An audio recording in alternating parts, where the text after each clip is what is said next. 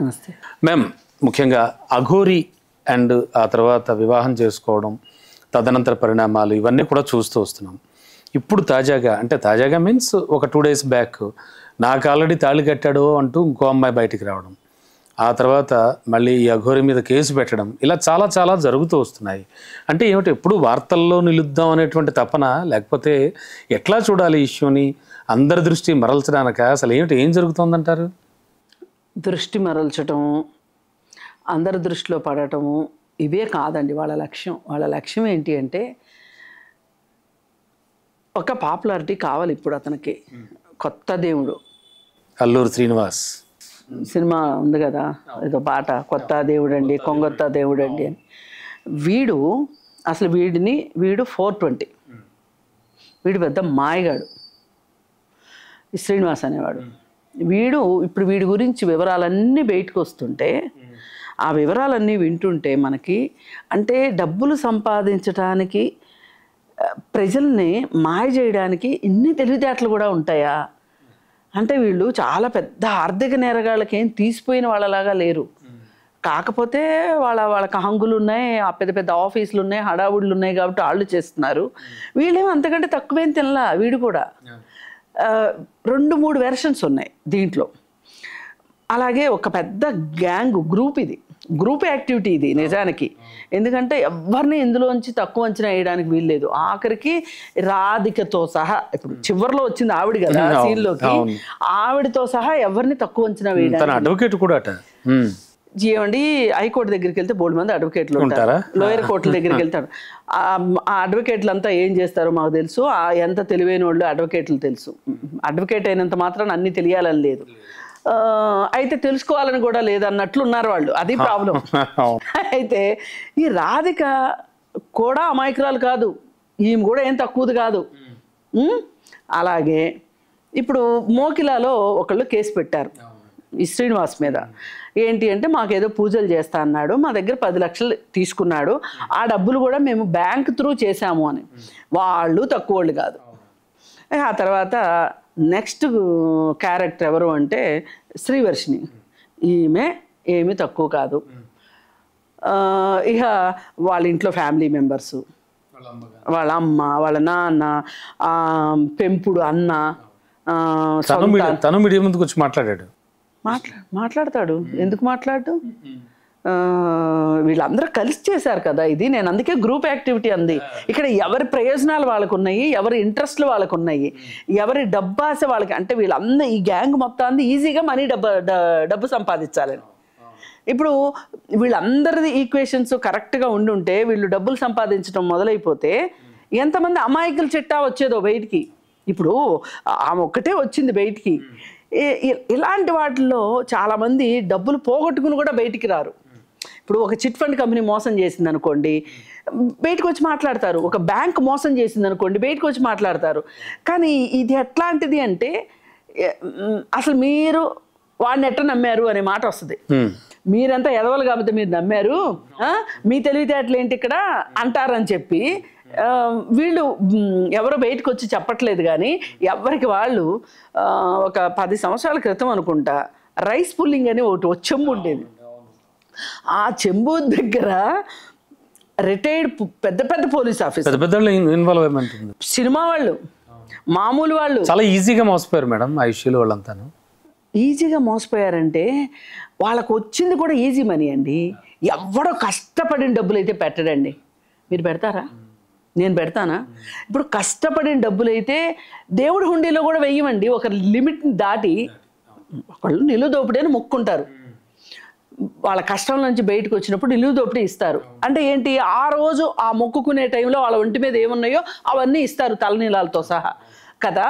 కానీ నిన్న ఒంటిమిట్ట ఆలయంలో 14 కోట్లు పెట్టి పెన్నా ప్రతాప్ రెడ్డి కిరీటాలు బహుకరించాడు. అంతకుముందు గాలి జనార్దన్ రెడ్డి 14 కోట్లు పెట్టి గోపురం ఏదో కిరీటం ఇచ్చాడు. ఇవాళ మార్కెట్ వాల్యూ ప్రకారం 100 కోట్లు ఉంటుంది అది. అది వీళ్ళందరూ ఎలా ఇస్తున్నారు? అలాగే వీళ్ళు కూడా ఈజీ మనీ కోసం ఈ చెంబు విషయంలో మోసపోయాం అనుకునే వాళ్ళు, మీకు బయటకు వచ్చింది 10 మందే, 90 మంది బయటికి రాలా. సాక్షాత్తు నా క్లోజ్ రిలేటివ్ కూడా నష్టపోయాడు. నష్టపోయి ఆ దెబ్బతో, అంటే అతను కష్టపడితే రాలా, అందుకే నేను కష్టం అంటుంది. పిత్రార్జితంగా ఆస్తి వచ్చింది, అందులో కొంత అమ్మి పెట్టాడు, ₹1,00,00,000 నష్టపోయాడండి. ఒక మిడిల్ క్లాస్ వాళ్ళు ₹1,00,00,000 నష్టపోతే వాడు ఆ తర్వాత ఏమయ్యాడో తెలుసా? మామూలు విషయం కాదు కోలుకోవడానికి. పోయిన నెల చనిపోయాడు. ఏంటి, ఈ 4-5 సంవత్సరాల్లో 6-7 సంవత్సరాల్లో వాడు అనుభవించిన వేదన, వాడికి ఆటో ఇమ్యూన్ డిసీజ్ వచ్చి, స్కిన్ డిసీజ్ వచ్చి, దానికి వాడిన మందులో సైడ్ ఎఫెక్ట్ హార్ట్ అటాక్ వచ్చి చనిపోయాడు. ఈ చెంబు వ్యవహారం కనుక రాకపోతే వాడు చచ్చిపోయేవాడు కాదు. ఎందుకంటే నాకు తెలుసు కాబట్టి నేను చెప్పగలుగుతున్నా. అంటే డీజీ, రిటైర్డ్ పెద్ద పోలీస్ ఆఫీసర్లు, ఎస్పీ స్థాయి కంటే పై స్థాయి వాళ్ళు కూడా ఉన్నారని తెలిసింది, కానీ వాళ్ళు ఎవరు బయటికి రారు. మనం కూడా చెప్పలేము, తెలిసినా కానీ చెప్పలేము. అయితే వీళ్ళందరి ఉద్దేశం ఏంటి? ఈజీ మనీయే కదా, ఈజీ మనీ. ఈ ఈజీ మనీ కోసం వీళ్ళందరూ వెంపర్లాడుతూ, ఈ గ్రూపు వెంపర్లాడింది, వీళ్ళని కనెక్ట్ అయ్యి వీళ్ళ ద్వారా డబ్బులు సంపాదిద్దామన్నాళ్ళు కనెక్ట్ అయ్యారు. అయితే ఇప్పుడు ప్రస్తుతం ఒకరిపైన ఒకరు ఏమనాలి, ఒకడు ఒక ప్లాన్ వేస్తే ఇంకొకడు కౌంటర్ ప్లాన్ వేశాడు. ఇప్పుడు మొదటగా 3 సంవత్సరాల క్రితం నుంచి డ్రామా నడుస్తుందండి శ్రీవర్షిని విషయంలో. ఈ అన్నగా చెప్పబడుతున్న, పెంపుడు అన్నగా చెప్పబడుతున్న అతను విష్ణు మామూలుడు కాదు. ఈ విష్ణు ఈ అమ్మాయిని తీసుకొని తణుకు దగ్గర ఒక అఘోరి బాబా దగ్గరికి వెళ్ళాడు. వెళ్ళి ఆ అమ్మాయికి మంత్రోపదేశం చేశాడు. చేసి నేను అఘోరి మాతను చేస్తాను అని చెప్పారు. వీళ్ళ ప్లాన్ ఏంటంటే ఈ అమ్మాయిని అడ్డం పెట్టుకొని అఘోరి మాతగా సృష్టించి ఈ అమ్మాయి ద్వారా ఒక ఆశ్రమం కట్టించి, ఈ ఆశ్రమంలో చేసే అక్రమాల ద్వారా వీళ్ళందరూ జీవితాలు సెటిల్ చేసుకుందాం అనుకున్నారు. విష్ణు అలా తీసుకెళ్ళాడు. అక్కడికి తీసుకుని వెళితే లేట్ అవుతా ఉంది. ఎందుకు లేట్ అయిందో తెలియదు. అంటే ఆ అమ్మాయికి కూడా బేసిక్ గా చాలా ఇంట్రెస్ట్ ఇలాంటి మాయలు, మంత్రాలు, చేతబళ్ళు, అవి ఇవి. ఇది జబ్బు, మానసిక పరమైన జబ్బు. ఓకే, హాబీ కాదు, ఇంట్రెస్ట్ కాదు, భక్తి అసలే కాదు, భక్తి కాదు, ఇదంతా ఒక జబ్బు. నిన్న ఇంకొక మీడియా ఛానల్లో సైకియాట్రిస్ట్ గారు నేను కలిసి మాట్లాడితే ఆయన చెప్పింది ఇది 100% జబ్బు, మానసిక రోగం. ఇలా ఎవరైనా సరే మాకు మహత్యాలు ఉన్నాయని నమ్మడం వేరు, అది ఒక రకం జబ్బు. దాన్ని గ్రాండ్యూర్ ఫీలింగ్ అంటారు. అంటే ఈ చుట్టూ ఉన్న వాళ్ళలో నేను అధికుడిని, నాకేవో ఒక పవర్ ఉంది, నా దైవాంశ సంభూతుణ్ణి అనుకోవడం వేరు, అనుకుని తనకు తాను సంతృప్తి చెందడం వేరు. ఈ శక్తులతోటి వేరే వాళ్ళని నమ్మించి మాయ చేసి డబ్బులు సంపాదించడం వేరు. ఇది యాంటీ సోషల్ పర్సనాలిటీ. ఈ రెండు ఇక్కడ ఇంపల్సివ్ పర్సనాలిటీ. రేపేం జరుగుతుంది అని ఊహించుకోలేకపోవటం. ఇప్పుడు మనం ఉన్నామండి, బండి 200లో వెళ్తున్నాం హైవే మీద, మనకు బతుకు మీద ఆశ ఉంటే వెళ్తామా? వెళ్ళంగా, ఖచ్చితంగా వెళ్ళాం. 100, 120 అంతే అంతే. క్రాస్ చేయం, no doubt at all, cross చెయ్యం. అయినా వాళ్ళు వేరే వాళ్ళు వెళ్ళారు అంటే ఏంటి అర్థం? వాళ్ళప్పుడు తాగి ఉండడమో లేకపోతే డ్రగ్స్ తీసుకుని ఉండడమో, అబ్నార్మాలిటీ ఉంటేనే అలా జరుగుతుంది. అంటే ఆ టైంలో వాళ్ళు ప్రమాదాన్ని కూడా ఊహించలేరు. ఇది ఒక మానసిక స్థితి. ఈ స్థితిలో ఈ విష్ణుకి అత్యాశ ఈ అమ్మాయిని తీసుకొని వెళ్ళాడు. అక్కడికి వెళ్ళిన తర్వాత పని జరగకపోతే ఈలోపు ఈ శ్రీనివాస్కి వీళ్ళకి అసలు డైరెక్ట్ రిలేషన్ లేదు అంతకుముందు. ఈ డైరెక్ట్ రిలేషన్ ఎప్పుడు వచ్చింది అంటే, వీడు అందరూ మాయగాళ్ళు, మంత్రగాళ్ళు వీళ్ళందరూ చేస్తున్నారు, ఎవరికి పెద్దగా బిజినెస్ అవుతున్నట్లేదు, వేణుస్వామికి అయినట్లు. మరి నేను ఏదో ఒక కొత్త వేషం వేస్తేనే అవుతుంది ఇది అనుకుని సడన్గా అఘోరీ వేషం వేసేసి మనోడు ముత్యాలమ్మ టెంపుల్ దగ్గరకు వచ్చాడు. దిగంబరంగా తిరగడం మొదలు పెట్టాడు ఫస్ట్. ఎందుకు అంటే అటెన్షన్. ఎగ్జాక్ట్. ఎంతమంది నా గురించి మాట్లాడుకుంటారు. ఇప్పుడు వాడి మనసులో ఎంత సంతోషపడతాడో తెలుసా అండి. వాడి మనసులో గుర్రాలు పరిగెడతా ఉండుంటాయి. నేను ఇంతమంది నా గురించి మాట్లాడుకుంటున్నారు, అది చెడుగా మాట్లాడుకుంటున్నారా, మంచిగా మాట్లాడుకుంటున్నారా, నన్ను 420 అంటున్నారా, అతనికి అనవసరం. నా గురించి మాట్లాడుకుంటున్నారా, నేను హైలైట్ అయ్యానా లేదా, దీని ద్వారా నేను డబ్బులు సంపాదించుకోవాలనుకున్నాను, ఎప్పటికైనా సంపాదించుకుంటాను అనే ఆశే ఉంటుంది తప్పితే వీడికి. మీరు గమనిస్తే గనక దూకుడు సినిమాలో MS నారాయణ ఏవో డబ్బులు ఇస్తారు. ఇస్తే అంతకుముందంతా నేను సినిమాల జోలికి వెళ్ళడం అది ఇది అన్నోడల్లా తమన్నా గురించి ఎవరి గురించి త్రిష గురించి ఎంక్వైరీ. అంటే వీళ్ళకి ఏంటంటే ఆ ఆశ చావదు. వీడు ఇప్పుడు ప్రస్తుతం అఘోరి కూడా అలాగే ఆలోచిస్తాడు, ఇంకో స్టేట్కి వెళ్తాను, ఇక్కడ కాదు ఇంకో చోటకి వెళ్తాను అని. ముత్యాలమ్మ టెంపుల్లో వేసిన వేషానికి ఈ అమ్మాయి ఫ్లాట్ అయింది. వీడు అంటే మానవతా దృక్పథంతో నేను ఆమె మీద చీర కప్పాను, అఘోరి మీద చీర కప్పాను. ఇవన్నీ స్క్రిప్టెడ్ ప్రోగ్రామ్ అండి. అది ఎట్లా కూడా చెప్తాను నేను. తణుకు బాబా దగ్గరికి వెళ్ళాడు వీడు. వెళ్ళినప్పుడు అక్కడ వీళ్ళు ఉన్నారు, చూశారు. చూసి తణుకు బాబా వీళ్ళకి పరిచయం చేశారు వీడిని, అఘోరిని. వీళ్ళందరూ కలిసి చేద్దాం అనుకుని విష్ణుని చెప్పాడు సాక్షాత్తు. నాతో ఫోన్ కాల్లో చెప్పాడు విష్ణు. ఏమనంటే అఘోరిని కొంచెం చూసుకో, తీసుకెళ్ళు, వాడి అవసరాలన్నీ నువ్వు చూసుకో, వాడు మనకు ఎప్పటికైనా వాడిని రోడ్డు మీద వదిలితే వాడు అసాంఘిక శక్తిగా ఉన్నాడు. అంటే కత్తులు పెట్టుకుని తిరుగుతున్నాడు, పెట్రోల్ పోసుకుంటున్నాడు, కర్రలు పెట్టి కొడుతున్నాడు, వీడు సరిగా లేడు, వీడిని సరిగా దారిలో పెట్టాల్సిన బాధ్యత మనదే అని ఆ బాధ్యత విష్ణుకి అప్పచెప్పాడంట. విష్ణు 2 నెలల పాటు వాడిని అడవుల్లో తిప్పి, అక్కడ తిప్పి, ఇక్కడ తిప్పి, వాడికి మందు బాటిల్స్ ఇచ్చి, తినటానికి తిండి పెట్టి, అస్సలు వాడి కోసం చెయ్యని పని లేదని చెప్పాడు విష్ణు. అయితే ఇదంతా రికార్డెడ్. చెప్పిన తర్వాత ఇక వీళ్ళకేం ఆశ పుట్టింది, అసలు ఇప్పుడు ఆ తణుకు బాబాతోటి కలిసి చేయాల్సిన అవసరం ఏంటి, అసలు వీడిని తెచ్చి మన ఇంట్లోనే మనమే పవర్ సెంటర్ అవుదాం అనుకున్నాడు విష్ణు. అవుదాం అనుకుని వీడిని తాడేపల్లి రప్పించి, వీళ్ళకి అంతకుముందే పరిచయం ఉంది అనే సంగతి ఒప్పుకుంటూనే ఆ బాబా దగ్గర మేము సడన్గా బట్టలు కప్పాము వాడి మీద అని చెప్తున్నారు. ఇది అబద్ధం. ఇది మొదలైంది అక్కడి అంటే వీళ్ళే రప్పించారు, ఇక్కడికి రప్పించి వీడిని తీసుకొచ్చి ఇంట్లో పెట్టుకున్నారు. 10 రోజుల పాటు అత్యంత ప్రమాదకరమైన పనులు చేస్తున్న వీడిని 2 నెలల పాటు నేను వేగలేకపోయాను అని చెప్తున్న విష్ణు ఇంట్లో ఎందుకు తెచ్చిపెట్టుకున్నాడు? ఇది వ్యాలిడ్ క్వశ్చన్. అయితే అక్కడి నుంచి వీళ్ళ ప్లాన్ ఏంటి, సరే ఆ బాబాది వదిలేద్దాం, మనం ఒక గ్రూప్గా అవుదాం అనుకున్నారు. ఈ గ్రూప్లో నుంచి వీళ్ళిద్దరికి ఒక అద్భుతమైన ఐడియా వచ్చింది. ఎవరికి? శ్రీనివాస్కిను శ్రీవర్షినికి. మన ఇద్దరం జంప్ అయిపోయి మన పవర్ సెంటర్ మనం పెట్టుకుంటే ఎలా ఉంటుంది అని చెప్పి చిలక ఎగిరిపోయింది. వెళ్ళిపోయి గుజరాత్లో తేలేరు వాళ్ళు. వీళ్ళు ఇంకా ఆశ చావలా. ఇప్పుడు ఇట్లాంటి వాళ్ళకి ఆశ చావదని ముందే తల్లి ఏదో అమౌంట్ అడిగింది, కోట్ల రూపాయలు, అవి నేను ఇస్తానులే అన్నాడు. తర్వాత వస్తుంది, అది కూడా వస్తుంది. అయితే తర్వాత విష్ణు ఆశ చావలా వీడికి, గుజరాత్ దాకా వెళ్ళాడు. సరే మమ్మల్ని కాదనుకుని వెళ్ళిపోయింది అని వదిలేయచ్చు కదా. వెళ్ళాడా అక్కడికి, తీసుకొచ్చాడా, మళ్ళీ వచ్చి బిగ్ టీవీలో తేలిందా అమ్మాయి, అక్కడ ఇంటర్వ్యూ అయిందా. ఆ సందర్భంలో అమ్మాయి చెప్పింది ఏంటంటే, విష్ణు నన్ను కొడతాడు, తన మాట వినకపోతే కొడతాడు. ఏ మాట వినకపోతే కొడతాడు అనేది అమ్మాయి క్లారిటీ ఇవ్వలేదు. నన్ను వాడాలనుకుంటున్నాడు అనే మాట అమ్మాయి ఎక్కడా చెప్పలేదు. కానీ జరిగింది అదే చివరికి. సరే వీళ్ళిద్దరూ జంపు మళ్ళీ వెళ్ళి, ఇలాగే ఉంటే మన బతకనివ్వరు, మనం పెళ్లి చేసుకుందాము అని సరికొత్త నాటకం మొదలెట్టారు. ఈ పెళ్లి అనేసరికి రాధిక గుర్తొచ్చింది. నేనున్నాను కదా ఈ మొత్తం దీంట్లో, శ్రీనివాస్ జీవితంలో నేనున్నా, మేమిద్దరం కలిసి కదా ఆశ్రమాలు కట్టాలనుకున్నాం. అక్కడ కూడా ఫోన్లో ఆశ్రమం కట్టే విషయమే ఉంది. అక్కడ కూడా ఆశ్రమం కట్టాలనుకున్నాను కదా నేను. మరి ఆశ్రమం కట్టాలనుకుంటే వీడేంటి వెళ్ళి దాన్ని పెళ్లి చేసుకున్నాడు. అంతకుముందు ఏం చెప్పాడు, నేను శ్రీవర్షిణిని ఒక అమ్మవారిగా చేసి ఆమె ద్వారా మనం అందరం కలిసి డబ్బులు సంపాదిద్దాము అనే ప్లాను శ్రీనివాస్ ఈ అమ్మాయికి చెప్పాడు, రాధికకి.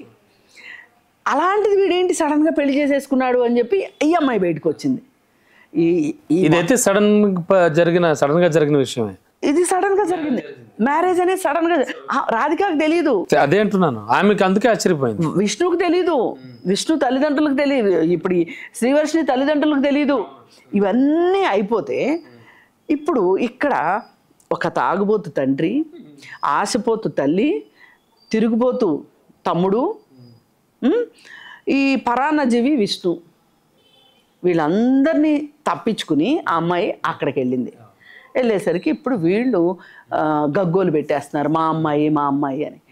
ఇదంతా అయిన తర్వాత ఇప్పుడు సరికొత్త స్టోరీ ఏంటి అంటే, ఈ అఘోరి అనబడే శ్రీనివాస్ అసలు ట్రాన్స్జెండర్ అవునా కాదా, దానికి చాలా కథనాలు వస్తున్నాయి. అసలు వాడు ట్రాన్స్జెండర్ కూడా కాదు, ట్రాన్స్జెండర్ వేషంలో ఉన్న మగవాడు అల్లూరు శ్రీనివాస్. మరి ఇతన్ని 420 అని మనం ఎందుకు అనకూడదు, ఇన్ని వేషాలు వేసిన వాడిని? మేమండి ఇప్పుడు కేసులు పెట్టారు కదా అతని మీద. అయితే అంత ఈజీగా ఎలా నమ్ముతారు అసలు జనాలు అనేది ఒక పెద్ద ప్రశ్న. అంత ఈజీగా ఒక ఐజీ స్థాయి వ్యక్తి ఆకాశంలోంచి ఒక చెంబు పడుతుంది, ఆ చెంబుకు దివ్యశక్తులు ఉంటాయని నమ్మాడు అంటే ఇది ఎంతసేపు అండి, వీళ్ళు ఎంతసేపు అండి. నిన్న ఒక డిస్కషన్లో కూర్చున్నప్పుడు ఒక కృష్ణ బ్రాహ్మణ సంఘాల తరఫు నుంచి వచ్చాడు. అతను పూర్తి పేరు గోపాలకృష్ణ ఏదో ఉంది పేరు. వచ్చాడు.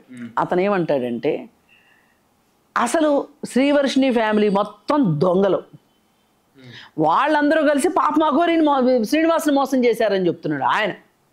ఓకే, శ్రీనివాస్ అంటే కొంచెం ఫేవర్గా మాట్లాడటమే కాదు, అతని దగ్గర అద్భుత శక్తులు ఉన్నాయంట. అతను వామాచారంలో పూజలు చేస్తా అంట, నగ్న పూజలు చేస్తా అంట. అవును, అవన్నీ బయటకు వచ్చాక అవన్నీ అంటే నేనన్నా అంటే వేణుస్వామి లాగానా అన్న.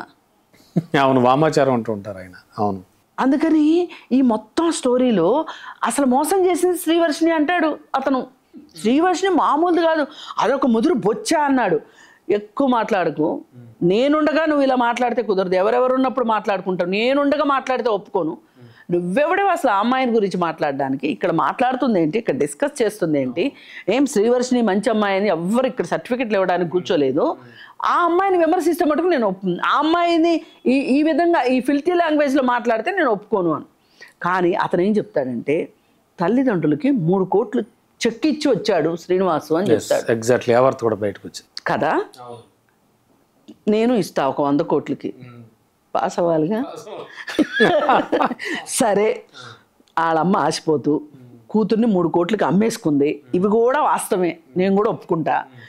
ఈ 3 కోట్లు చెక్కు వేశారా వేయలేదా అని అడిగాడు. నాకు తెలీదు అన్నాడు. సగం సగం తెలిసి మాట్లాడొద్దు మరి.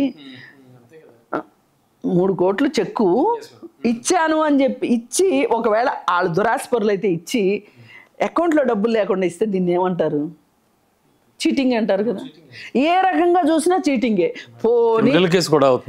పోనీ ఇంకోటండి, 3 కోట్లు చెక్ ఇచ్చాడు, పాస్ అయిందనే అనుకుందాం, వాళ్ళ అకౌంట్లోకి 3 కోట్లు వెళ్ళిపోయినాయి అనే అనుకుందాం. అసలు వీడు 3 కోట్లు ఏం చేసి సంపాదించాడు? మీ దగ్గర ఉన్నాయా 3 కోట్లు? మీరేం చదువుకున్నారండి? మీరేం చదువుకున్నారు? అంటే మీ క్వాలిఫికేషన్కి, మీ ఫ్యామిలీ బ్యాక్గ్రౌండ్కి, మీకున్న క్లోజ్ నెట్కి ఈ లెక్కన అస్సలు చదువుకొని వాడు, ఆవారాగాడు, 420 గాడు వాడే 3 కోట్లు సంపాదిస్తే మీరు ఎంత సంపాదించాలి, నేను ఎంత సంపాదించాలి? మనం వాస్తవాలు మాట్లాడుకుందాం. ఇప్పుడు మనకి ఈ శ్రీనివాసు మన శత్రువు కాదు, వీళ్ళెవ్వరూ మన శత్రువులు కాదు. కానీ వీళ్ళు చేసిన పనుల వల్ల వీళ్ళు సమాజానికి శత్రువులు. వాళ్ళని మనం ఎండగట్టాలి మీడియా ద్వారా. మీడియా పనే ఇది. మనం ఎందుకు మాట్లాడుతున్నాం? దీనివల్ల ఏమవుతుందంటే, ఫైనల్ గా మీరు కరెక్ట్ మాట అన్నారు. అంటే ఇలాంటి వాళ్ళు కొత్త వాళ్ళు పుట్టుకురావడం జరగదు. ప్లస్ అమాయక జనం మోసపోతున్నారు చూడండి. నేను అమాయక జనం అని కూడా అన్నాను, ఆశపోతులు అంట. ఎందుకంటే వీళ్ళకి ఎందుకు ఆ క్రెడిట్ ఇవ్వాలి? ఇప్పుడు మన దగ్గర పనిచేసేవాళ్ళు, మన ఆఫీసే ఉందండి, ఎంత కష్టపడుతున్నారు చెప్పండి, ఎన్ని గంటలు కష్టపడుతున్నారు. నేనున్నా పొద్దున్న లేచిన దగ్గర నుంచి నా పనులు ఏంటి, మంచి ఏంటి, చెడు ఏంటి, ఎన్ని చూసుకుంటే నేను ఈ విధంగా ఇలా కూర్చోగలుగుతాను. మీరు అవును, అంతే కదండి. ఇప్పుడు ఈ లైట్లు ఎదురుగా కూర్చొని మనం చేసేది ఎంత తక్కువ పని కాదు. మనకి ఎంత కష్టపడాలి కూడా, పడతాం. ఇప్పుడు రోడ్డు పక్కన చెరుకు బండి పెట్టిన వాళ్ళు ఉంటారండి, ఎంత కష్టం చెప్పండి. ఒకప్పుడు తార్ రోడ్లు వేసేటప్పుడు అండి, ఇప్పుడంటే సిమెంట్ రోడ్లు ఎక్కువ వచ్చినాయి, కానీ తార్ రోడ్లు వేసేటప్పుడు నీళ్లు పోస్తూ ఉండాలి. స్త్రీలు చంకలో పిల్లల్ని పెట్టుకుని నీళ్లు పోసే స్త్రీలను చూశాను. లేకపోతే ఆ పిల్లల్ని అక్కడ ఉండే చెట్లకి వేలాడదీస్తారు పాపం, ఉయ్యాలేసి. ఎంత కష్టం అండి. మనుషులు ఇంత కష్టపడే మనుషులు ఉండగా ఇలా ఈజీగా డబ్బు రావాలనుకునే వాళ్ళది తప్పే, ఈజీగా డబ్బు వస్తుందని చెప్పే వాళ్ళది తప్పే. అందుకని ఈ మొత్తం హోల్ స్టోరీలో ఇతను కొంతమందికి డబ్బు ఇచ్చి తన గురించి మంచిగా మాట్లాడించుకుంటున్నాడు. ఇప్పుడు ఈ రాధికకు కూడా అకౌంట్లో 3 లక్షలు వేసాడంట. లేకపోతే ఆమె ఇతర కేసిందా ఏదో సంథింగ్ జరిగింది. ఈ 3 కోట్లు కాకుండా వీళ్ళ అకౌంట్లో కూడా వేశారంట. ఆ అమ్మాయికి ఫీజులు కట్టాడంట, ఐఫోన్ కొనిచ్చాడంట, మంచి బట్టలు కొనిచ్చాడంట, ఎక్కడి నుంచి వస్తున్నాయి ఇవన్నీ, లిప్స్టిక్లు ఇచ్చాడంట. ఏమంటే ఒక అఘోరి బాబా ఎవరికన్నా ఇస్తే ఏం చేస్తాడండి? ఒక రుద్రాక్ష తీసి ఇస్తాడు, లిప్స్టిక్ ఇస్తాడా అండి? మరి దీన్ని బట్టి మనం అర్థం చేసుకోవాల్సింది ఏంటంటే ఇవాళ నిజమైన హిందుత్వం వాదులు బయటికి రావాలి. హిందూ మతాన్ని వీళ్ళు సనాతన ధర్మం అని మొదలెట్టాడు వీడు.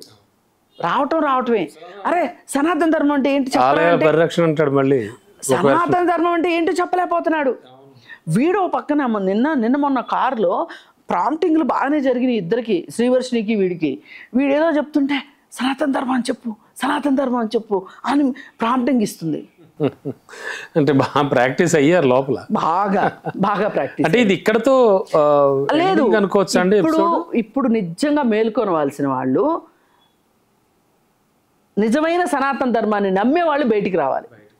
వచ్చి అసలు హిందూ మతానికి ఉన్న ప్రమాదం ఏంటి, నిజంగా హిందూ మతం ప్రమాదంలో పడుతుంది క్రైస్తవ మతం ద్వారానో, ముస్లిం మతం ద్వారానో, విదేశీ మతాల ద్వారా కూడా కాదండి. ఇలాంటి వాళ్ళ వల్ల, మనతో తిరుగుతూ మన మధ్యలో ఉండే వాళ్ళ వల్ల. Exactly ma'am. అండ్ చూద్దాం అంటే మళ్ళీ హిందూ మతం గురించి చెప్తూ వీడు మోసం చేస్తే కూడా హిందువులనే అంతేగా కదా.